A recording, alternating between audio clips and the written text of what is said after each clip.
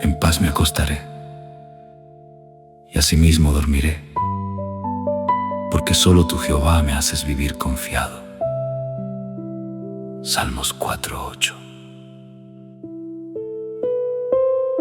Padre Celestial, al final de este día, vengo ante ti con un corazón agradecido. Gracias por las bendiciones que recibí, por los desafíos que me han hecho crecer y por tu fiel presencia en cada momento. Reconozco tu bondad en lo bueno y en lo aparentemente difícil. Perdona mis pecados, mis rebeliones y mis iniquidades. Reconozco a tu Hijo amado como Salvador del mundo. Mi Señor, mientras descanso yo cierro mis ojos. Elijo recordar tu fidelidad. Mil gracias por el don de la vida y por la oportunidad de descansar en esta cama. Que mi sueño sea dulce, sabiendo que has estado conmigo. Señor Jesús, hoy te entrego todas mis preocupaciones. Entrego en tus manos el estrés del trabajo, las tensiones en las relaciones y los miedos sobre el futuro.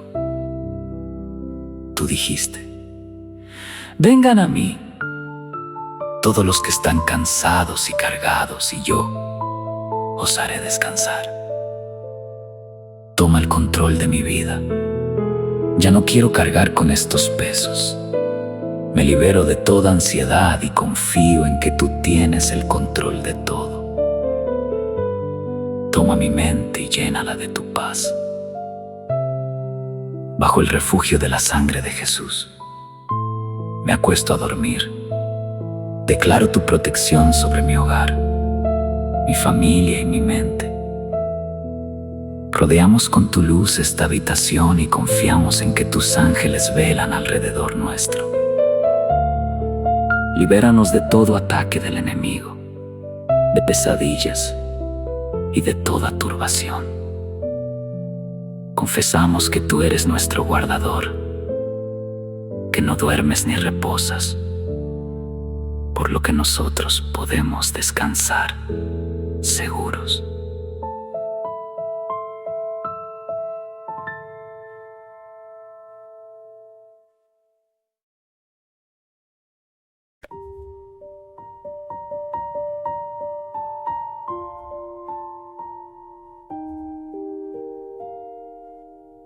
Señor amado, en esta noche pongo en tus manos mis pensamientos, mis preocupaciones y mis sueños. Gracias por el día que me regalaste, por cada momento vivido y por tu cuidado constante. Lléname de calma, aleja de mí todo temor y envuélveme en tu paz. Que mi corazón descanse confiado y mi mente se aquiete en tu presencia. Mañana, si es tu voluntad, despiértame con fuerzas renovadas y un espíritu agradecido. Amén. A continuación escucharemos el relato bíblico de Génesis capítulo 1 que dice lo siguiente: la creación. En el principio creó Dios los cielos y la tierra. Y la tierra estaba desordenada y vacía, y las tinieblas estaban sobre la faz del abismo, y el Espíritu de Dios se movía sobre la faz de las aguas. Y dijo Dios: sea la luz. Y fue la luz. Y vio Dios que la luz era buena. Y separó Dios la luz de las tinieblas 5, y llamó Dios a la luz día, y a las tinieblas llamó noche. Y fue la tarde y la mañana un día. Luego dijo Dios: haya expansión en medio de las aguas, y separe las aguas de las aguas. E hizo Dios la expansión. Y separó las aguas que estaban debajo de la expansión de las aguas que estaban sobre la expansión. Y fue así. Y llamó Dios a la expansión cielos. Y fue la tarde y la mañana el día segundo. Dijo también Dios: júntense las aguas que están debajo de los cielos en un lugar, y descúbrase lo seco. Y fue así. Y llamó Dios a lo seco tierra, y a la reunión de las aguas llamó mares. Y vio Dios que era bueno. Después dijo Dios: produzca la tierra hierba verde, hierba que dé semilla, árbol de fruto que dé fruto según su género, que su semilla esté en él, sobre la tierra. Y fue así. Produjo pues la tierra hierba verde, hierba que da semilla según su naturaleza, y árbol que da fruto cuya semilla está en él, según su género. Y vio Dios que era bueno, y fue la tarde y la mañana el día tercero. Dijo luego Dios: haya lumbreras en la expansión de los cielos para separar el día de la noche, y sirvan de señales para las estaciones, para días y años, y sean por lumbreras en la expansión de los cielos para alumbrar sobre la tierra. Y fue así. E hizo Dios las dos grandes lumbreras, la lumbrera mayor para que señorease en el día, y la lumbrera menor para que señorease en la noche. Hizo también las estrellas, y las puso Dios en la expansión de los cielos para alumbrar sobre la tierra, y para señorear en el día y en la noche, y para separar la luz de las tinieblas. Y vio Dios que era bueno, y fue la tarde y la mañana el día cuarto. Dijo Dios: produzcan las aguas seres vivientes y aves que vuelen sobre la tierra, en la abierta expansión de los cielos.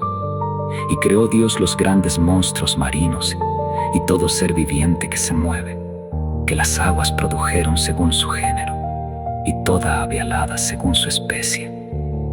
Y vio Dios que era bueno. Y Dios los bendijo, diciendo: fructificad y multiplicaos, y llenad las aguas en los mares, y multiplíquense las aves en la tierra. Y fue la tarde y la mañana el día quinto. Luego dijo Dios: produzca la tierra seres vivientes, según su género, bestias y serpientes y animales de la tierra, según su especie. Y fue así.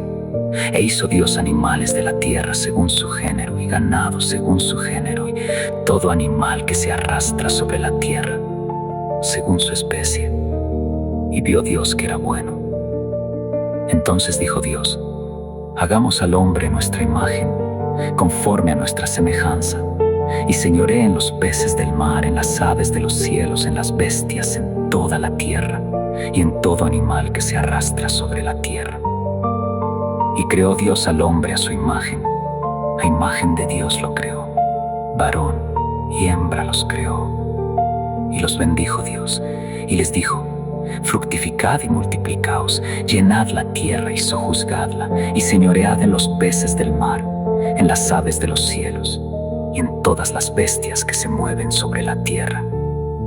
Y dijo Dios: he aquí que os he dado toda planta que da semilla, que está sobre toda la tierra, y todo árbol en que hay fruto y que da semilla, os serán para comer, y a toda bestia de la tierra, y a todas las aves de los cielos, y a todo lo que se arrastra sobre la tierra, en que hay vida, toda planta verde les será para comer. Y fue así. Y vio Dios todo lo que había hecho, y aquí que era bueno en gran manera. Y fue la tarde y la mañana el día sexto. Los primeros 5 días de la creación, en ese momento, la tierra estaba oscura y cubierta de agua. Pero Dios dijo: sea la luz. Dios separó la luz de la oscuridad. Llamó a la luz día, y a la oscuridad noche. Este fue el primer día. Luego Dios separó los océanos de las nubes de arriba que estaban llenas de agua. Se formaron hermosas nubes en el cielo. Dios hizo que el aire fuera puro y apto para que el hombre respirara. Creó la atmósfera en este día para que hubiese aire saludable en la tierra. Este fue el segundo día. Dios entonces juntó las aguas, y apareció tierra firme. Llamó a la tierra seca tierra, y a las aguas mares. Dios también creó todo tipo de árboles, pastos y flores, para que crecieran en la tierra seca.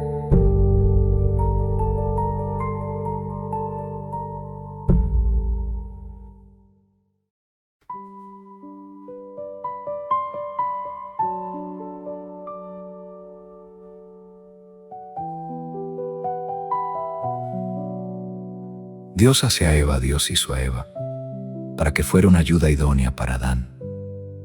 Y tomó una de las costillas de Adán para crearla. Adán la llamó mujer, porque fue tomada del hombre. Ella fue llamada Eva, porque era madre de todos los vivientes. La creación que vemos a nuestro alrededor es extraordinaria. Aún más impresionantes son los seres humanos que Dios hizo del polvo de la tierra. A pesar de que hemos sido hechos del polvo, la Biblia nos dice que Dios quiere que nos convirtamos en sus hijos. Él desea que vivamos para siempre en su majestuoso reino. Estas palabras con las que empieza la Biblia son la respuesta a una de las cuestiones fundamentales que el hombre se ha planteado siempre. ¿De dónde procede todo lo que existe? ¿Cómo ha surgido el hombre? Los relatos bíblicos de la creación son como una maravillosa canción que abre el libro de la Sagrada Escritura. Si la Biblia cuenta las acciones de Dios, ha hecho para ayudar a los hombres y a las mujeres. La creación es la primera obra que dio origen a todas las cosas y a los seres humanos. Muchos encuentran dificultades la lectura de los relatos de la creación. Le resultan desconcertantes y hasta escandalosos. El progreso, la ciencia y la mentalidad del hombre moderno llevan a muchos a rechazar estos relatos porque parecen cuentos para niños que no pueden creer. El libro del Génesis comienza con 2 relatos de la creación. El segundo de ellos parece ser el más antiguo, el primero. Está colocado antes porque describe la creación del universo, que tendrá su broche de oro con la creación del ser humano, mientras que el segundo relato se centra en la creación de las personas y continúa con la narración del pecado. Este texto fue escrito sobre el siglo V antes de Cristo.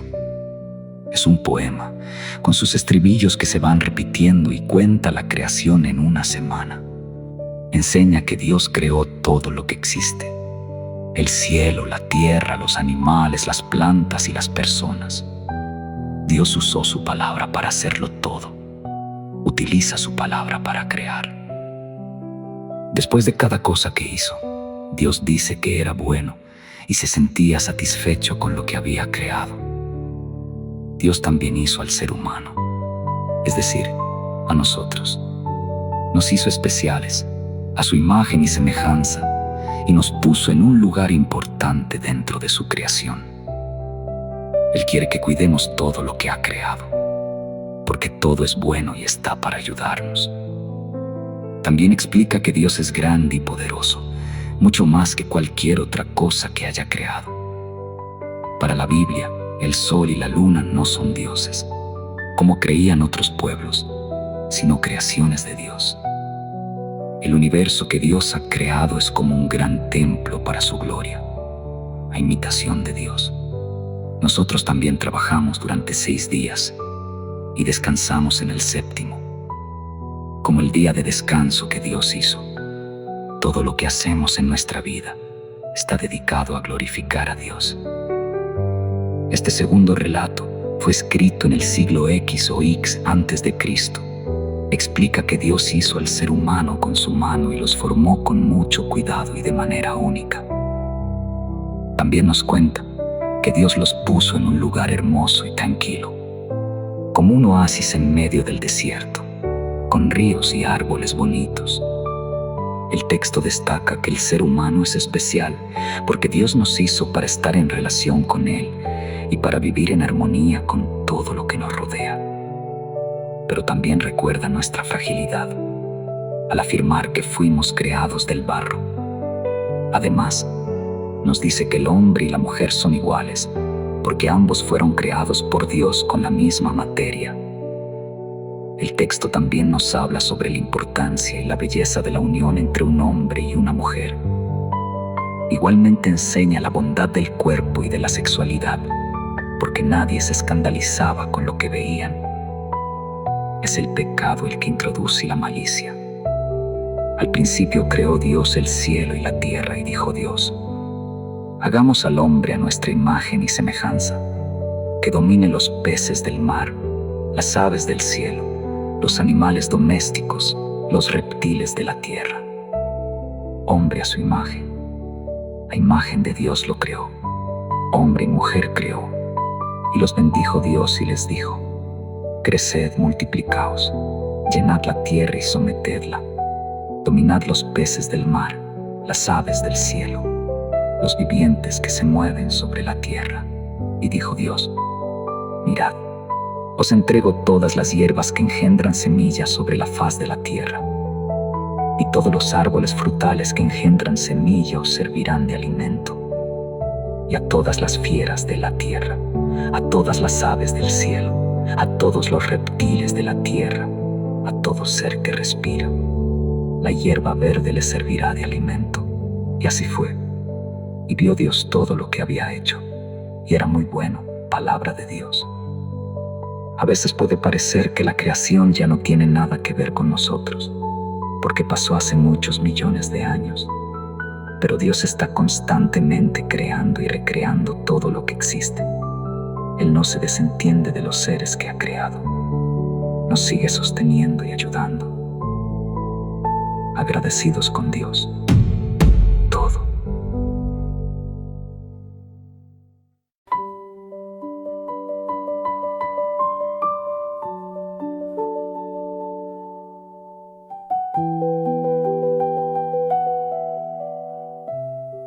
Existen 3 razones por las que se debe considerar la creación del hombre cuando estudiamos el conocimiento de Dios.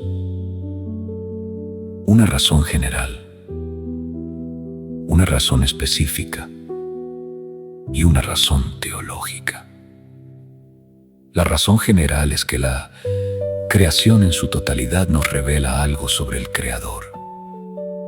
De manera que, como vimos en el capítulo 2, aunque el hombre o la mujer no adoren y sirvan a Dios, lo que la naturaleza nos revela sobre Dios aflora para confundir y condenar a esa persona.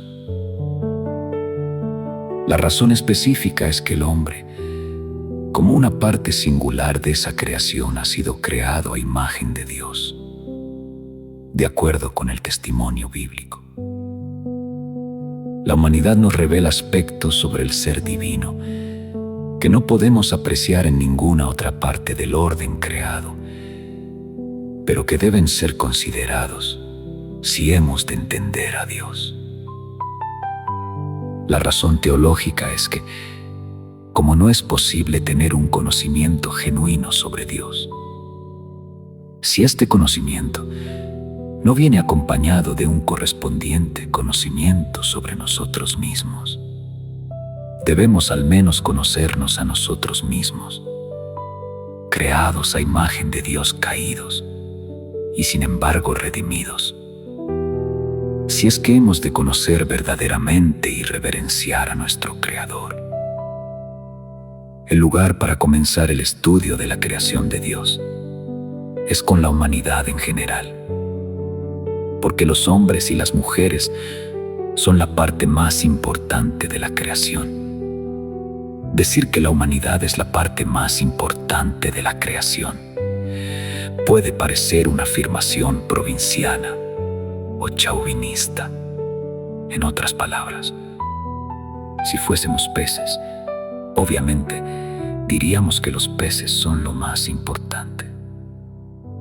Pero, en realidad, los hombres y las mujeres son, y ellos sienten que lo son, formas superiores al resto de la creación.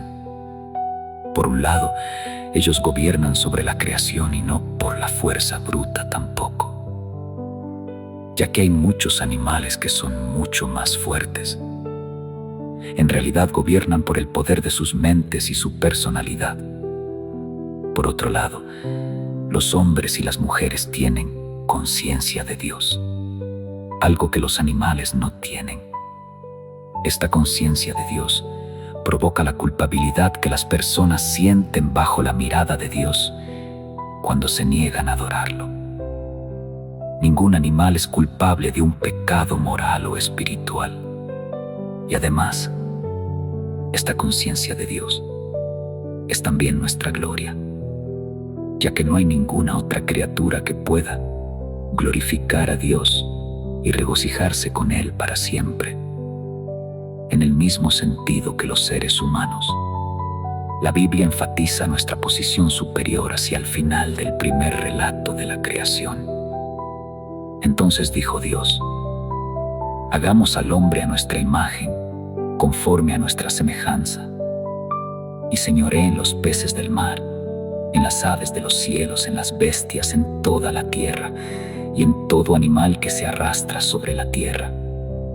Y creó Dios al hombre a su imagen, a imagen de Dios lo creó, varón y hembra los creó. En estos versículos, nuestra singularidad y nuestra superioridad sobre el resto de la creación están expresadas de tres maneras. Primero, se nos dice que hemos sido hechos a imagen de Dios, algo que no se dice ni de los objetos ni de los animales. Segundo, se nos da el dominio sobre los peces, las aves, los animales y hasta sobre la tierra misma. Tercero, la palabra creó se repite 3 veces. Esta misma palabra se usa solo en otras 3 oportunidades en el relato de la creación. Primero, cuando Dios creó la materia a partir de la nada. Segundo, cuando Dios creó la vida consciente. Y tercero, cuando Dios creó a la humanidad. La progresión es del cuerpo o la materia al alma o la personalidad y al espíritu o la vida con conciencia de Dios. Por lo tanto, la humanidad descansa sobre la cima de la creación, como escribe Francis Schaeffer. Al repetir la palabra creó, es como si Dios pusiera signos de exclamación para indicar que hay algo especial en la creación del hombre. A imagen de Dios, estudiemos ahora con mayor detalle lo que significa haber sido creados a imagen de Dios. Una de las cosas que significa es que las mujeres y los hombres comparten esos atributos de la personalidad que Dios mismo posee, pero que los animales, las plantas y la materia no poseen. Para tener personalidad es necesario poseer conocimiento, sentimientos, incluyendo el sentimiento religioso, y voluntad. Dios tiene una personalidad, y nosotros también. Decir que los animales tienen algo similar a la personalidad humana es solo significativo hasta cierta medida. La personalidad, en el sentido que la estamos definiendo aquí, es algo que relaciona a la humanidad con Dios, pero que no relaciona ni a la humanidad ni a Dios con el resto de la creación. Otro segundo elemento implícito al haber sido creados a imagen de Dios es la moral. La moral incluye, además, 2 elementos adicionales: la libertad y la responsabilidad. Para ser exactos, los hombres y las mujeres no poseen una libertad absoluta. Ya en el comienzo, el primer hombre, Adán, y la primera mujer, Eva, no eran autónomos. Eran criaturas y eran responsables de reconocer su estado en la obediencia. Después de la caída, esa libertad ha sido aún más restringida. ¡Qué modo!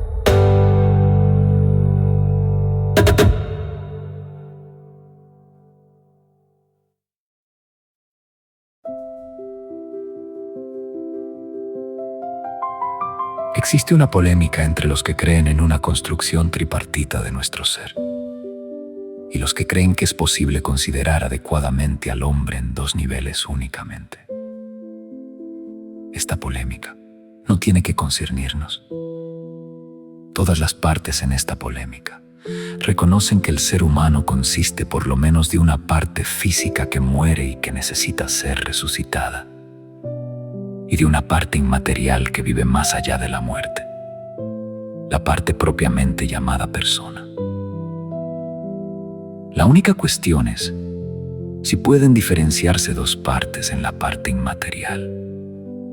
Una parte que los hombres y las mujeres compartirían con los animales, la personalidad en un sentido limitado, y el espíritu, que los vincularía con Dios. En este punto, la información lingüística debería ser determinante, si bien no es tan clara como sería de desear. En ocasiones, en particular en las primeras partes del Antiguo Testamento, tanto alma, nefesh, como espíritu, ruach, son usados indistintamente, lo que ha introducido cierta confusión. Sin embargo, con el transcurso del tiempo, ruach comenzó a designar el elemento por el cual los hombres y las mujeres se relacionan con Dios, diferenciándolo de nefesh, que significa entonces simplemente el principio vital. De acuerdo con esta distinción, se usa alma y no espíritu, con referencia a los animales. De igual modo, se nos dice que los profetas, que oyeron la voz de Dios y estuvieron en comunión con Él en un sentido especial, fueron animados por el Espíritu de Dios, pero no se menciona el alma. En el Nuevo Testamento, la información lingüística es similar. Es así que mientras alma, psyche, y espíritu, neuma, soy, a veces usadas indistintamente como en el Antiguo Testamento, pneuma, sin embargo sirve para expresar esa capacidad especial de relación con Dios, que es la gloria de una persona redimida, en contraposición con psyche, que aún lo que no han sido salvos poseen. Es posible, aunque no está totalmente determinado, que en los escritos paulinos el espíritu del hombre y la mujer se consideran perdidos o muertos como resultado de la caída, y que solo es restaurado en aquellos que han sido regenerados. Sin embargo, no debemos perder de vista lo siguiente. Ya sea que hablemos de 2 partes o de 3 partes que componen el ser del hombre, un individuo es una unidad. Su salvación consiste en la redención de todo su ser, no solo de su alma o de su espíritu, del mismo modo que, estableciendo un paralelismo en sentido opuesto, cada parte es afectada por el pecado. En esta área, las palabras usadas en cada caso en particular son menos importantes que las verdades que transmiten. Hasta aquellos que más insisten sobre la unidad del hombre creen que el hombre es más que solo materia. O, si se adhieren a un esquema de 2 partes, reconocen, sin embargo, que el hombre posee algo que sirve para diferenciarlo de los animales. Y esto es todo lo que implica la diferencia entre espíritu y alma en el esquema de 3 partes. Espíritu, alma y cuerpo son simplemente términos útiles para hablar de lo que realmente significa ser un ser humano. El cuerpo, entonces, es la parte visible de la persona, la parte que tiene vida física. A primera vista, parecería que es esta parte la que nos diferencia de Dios. Y en un sentido esto es así. Tenemos un cuerpo. Dios no tiene un cuerpo. Pero si continuamos nuestra consideración del tema, esta diferencia no resulta tan obvia como parecía ser en un primer momento. ¿Cómo explicar la encarnación de nuestro Señor Jesucristo, por ejemplo? O también, ¿qué fue lo primero en la mente de Dios, el cuerpo de Cristo o el cuerpo de Adán? Cristo se hizo como nosotros por la encarnación, o nosotros nos convertimos como Él por medio de un acto creativo de Dios. Calvino, que brevemente considera este tema en su institución, no cree que Adán haya sido modelado de acuerdo con el patrón del Mesías que había de venir. Calvino no acepta la idea de que Cristo hubiera venido si Adán no hubiera pecado 3. Pero estas 2 ideas no son necesariamente contradictorias.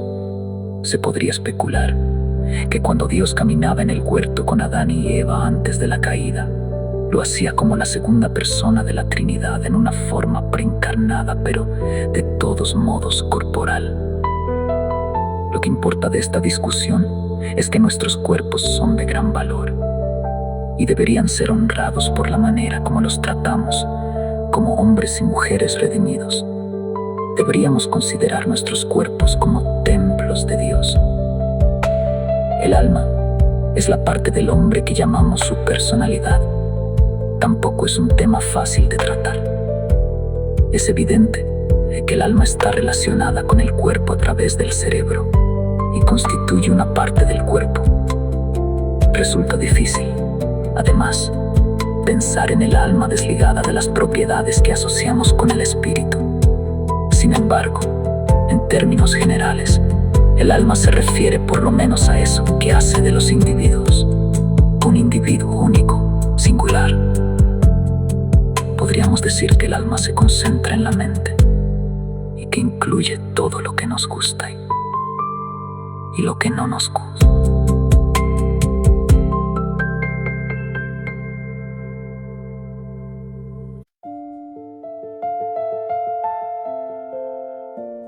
Pero no solo tenemos comunión, amor y comunicación con los miembros de nuestra especie. También amamos y tenemos comunión con Dios, para lo cual necesitamos un espíritu. El espíritu es, por lo tanto, la parte de la naturaleza humana que entra en comunión con Dios y participa en cierta medida de la esencia misma de Dios. En ningún lugar se nos dice que Dios sea cuerpo o alma. Si bien puede poseer cada uno de estos aspectos en alguno de los sentidos que acabamos de mencionar, pero Dios está definido como espíritu. Dios es espíritu, dijo Jesús. Por lo tanto, los que le adoran en espíritu y en verdad es necesario que adoren. Como el hombre es espíritu, puede tener comunión con Dios y amarlo. Es aquí donde reside todo nuestro valor. Hemos sido formados a imagen de Dios y por lo tanto somos valiosos para Dios y para los demás. Dios ama a los hombres y a las mujeres más que a los animales, las plantas y el resto de la materia inanimada. Más aún, tiene sentimientos hacia el hombre y la mujer, se identifica con ellos en Cristo, sufre por ellos e interviene en la historia para hacer de nosotros lo que Él se ha propuesto que seamos. Podemos tener una idea de la naturaleza especial de esta relación cuando recordamos cómo la mujer, Eva, de manera similar, fue hecha a imagen del hombre. Por lo tanto, aunque diferente, Adán pudo observarse en ella y amarla como su compañera y el miembro correspondiente en el universo. No es una equivocación decir que los hombres y las mujeres son para Dios algo similar a lo que la mujer es para el hombre. Son los compañeros valiosos y únicos de Dios. Como prueba de esta idea alcanza a recordar la enseñanza del Nuevo Testamento con respecto a Cristo como el novio y la Iglesia como su esposa. Agentes morales. Otra parte de haber sido hechos a imagen de Dios es que somos agentes morales, responsables dentro del universo divino. La responsabilidad moral está implícita en los atributos de nuestro ser: el conocimiento, los sentimientos, la voluntad y la conciencia de Dios. Y en la prueba posterior de obediencia a Dios, este concepto ya está presente en el relato de la creación.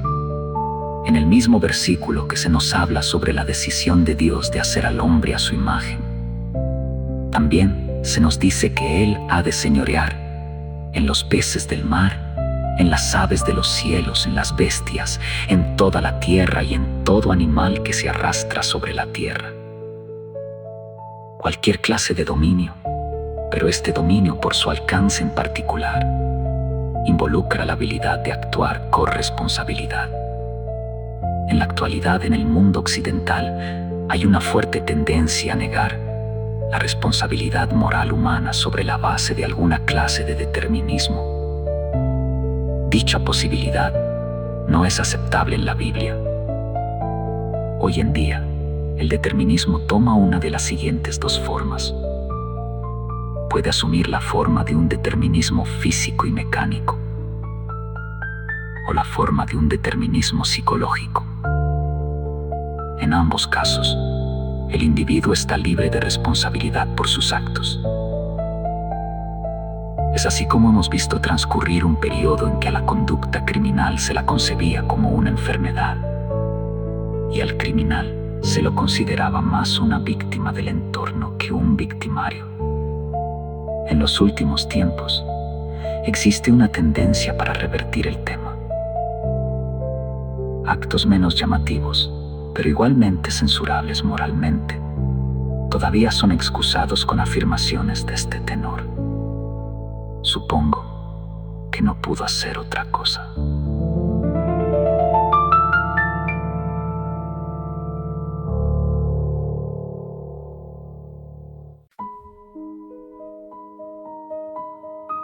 El punto de vista bíblico no podría ser más contrario a esto.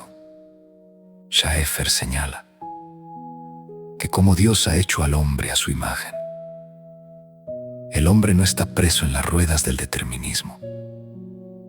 Por el contrario, el hombre es tan grande que puede influenciar la historia para sí y para otros, para esta vida y para la vida futura.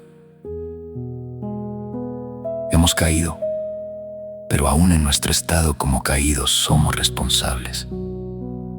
Podemos hacer grandes cosas, o podemos hacer cosas terribles, cosas por las que algún día deberemos rendir cuentas ante Dios. Existen 4 áreas en las que deberíamos ejercer nuestra responsabilidad. Primero, deberíamos ejercerla ante Dios. Dios es el ser que creó al hombre y la mujer y les dio el dominio sobre todo el orden creado. Como consecuencia, ellos son responsables ante Él por lo que hagan con la creación. Cuando el hombre peca, como el relato de Génesis nos muestra que peca, es Dios quien viene a solicitar un ajuste de cuentas. ¿Dónde estás tú? ¿Quién te enseñó que estabas desnudo? ¿Qué es lo que has hecho? En los miles de años que han transcurrido desde el Edén, hay muchos que se han convencido que no son responsables ante nadie.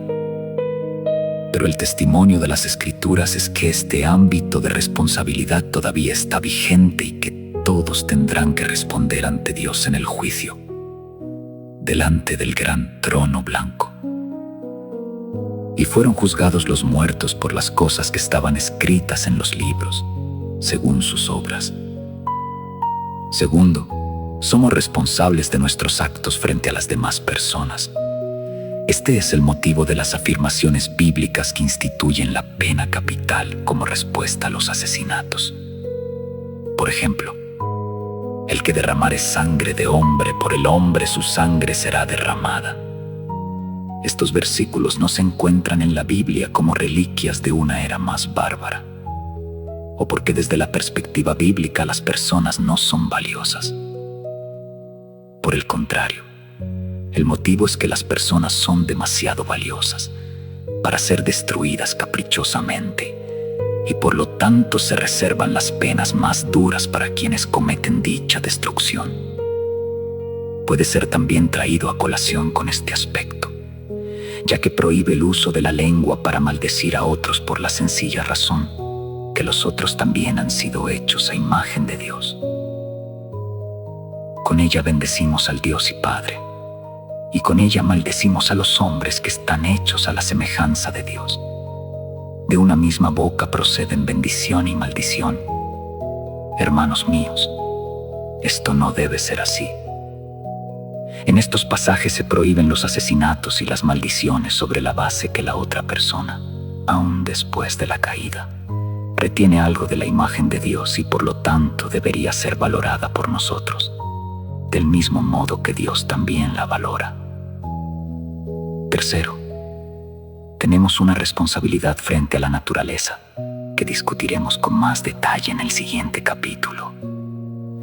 Es necesario ver que la manera como nos comportemos frente a la naturaleza si la cultivamos, si la desarrollamos o si la utilizamos y la destruimos, tiene una dimensión moral. Tampoco Dios es indiferente a este tema.